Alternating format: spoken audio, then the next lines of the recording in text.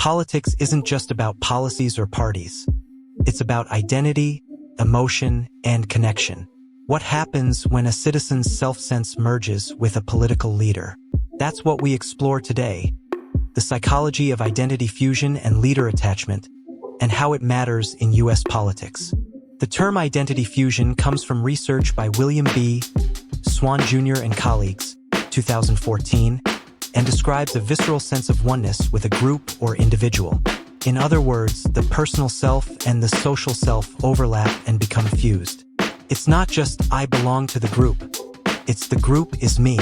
What makes fusion distinct is the emotional intensity, the sense of personal agency tied to the group or leader, and a strong willingness to act, even sacrifice, for the object of fusion.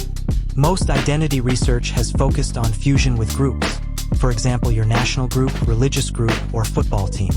But newer work shows that you can also become fused with an individual leader. For example, in one study, participants measured their fusion with a political leader, and this predicted extreme pro-group behavior. Recent research distinguishes these. Fusion with a leader is conceptually and empirically different from fusion with a group. So if you feel, I am my leader, and my leader is me, you're in the domain of leader fusion, and that has special consequences. How does this intense merging happen? Research outlines several key pathways. First, early attachment experiences. Swann's theory argues that our strong bonds, originally with caregivers, provide psychological architecture for fusion. Second, alignment of values and identity. When a leader represents your core beliefs or grievances, fusion becomes more likely. Third, emotional arousal or shared experiences. High-intensity events, political rallies, threats, boost fusion. Finally, symbolic action and narratives, rituals, protests, imagery, all heighten a sense of group or leader as part of you. When these factors combine, the path to fusion opens. To make this concrete, research by Fraser A. Martel and colleagues, 2024, found that among U.S. supporters of Donald Trump, those with higher fusion with Trump were more likely to view Democrats as an existential threat and to endorse authoritarian actions. In other words, when leader fusion occurs, politics becomes deeply personal, moralist, and extreme. The leader isn't just a figure you like. They become you, and your fate becomes bound to theirs. That matters especially in polarized contexts like U.S. politics today. What happens when you fuse with a leader? First, extreme pro-leader action. Studies show that fusion predicts willingness to fight or even die for a leader or cause. Second, amplification of political voice and mobilization. You don't simply agree, you act strongly, you push others. Third, heightened perceived threat of the outgroup or opposition. Leader fusion links to seeing the other side not just as wrong, but as existentially dangerous. In U.S. context, that might mean partisans who are fused with a leader view political loss not as a debate loss but as a personal moral failure, and it drives behavior accordingly. This isn't just academic.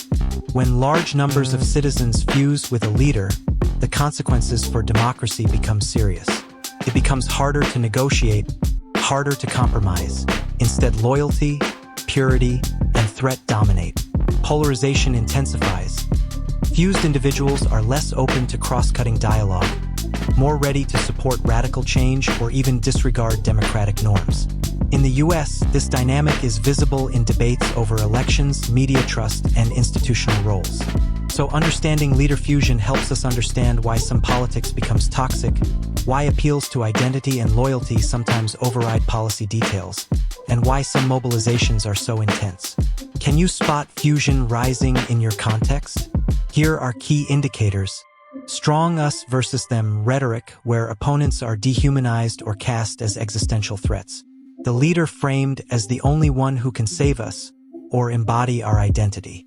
Frequent language of personal fate or moral destiny tied to the leader. If we lose, I lose. Support for extreme actions or norms outside typical democratic bounds. If you see these, fusion with a leader may be present, and that helps explain some of the resistance to facts, compromise, or institutional limits. Knowing about leader fusion suggests some responses. 1. Critical thinking and self-reflection. Ask, Am I believing this because it's my view or because we're fused? 2. Maintaining diverse networks. When people only interact with fused peers, reinforcement dominates. Exposure to validated alternative voices helps. 3. Strengthening institutions and norms. Democratic institutions that emphasize process over personality help reduce the centrality of leader fusion. None of this is easy, but recognizing the psychological mechanism is the first step to preventing politics from becoming purely emotional and identity-driven. In the end, politics doesn't just happen out there, it happens inside our minds. When our identity fuses with a leader, we change the game. From voter to devotee, from discussion to mission. So pause. Ask yourself, who am I connected to? What would I do if I lost that connection? And how might that shape my choices? If you found this video useful, hit like, subscribe for more, and share your thoughts in the comments. Have you seen leader fusion in action around you? Thanks for watching.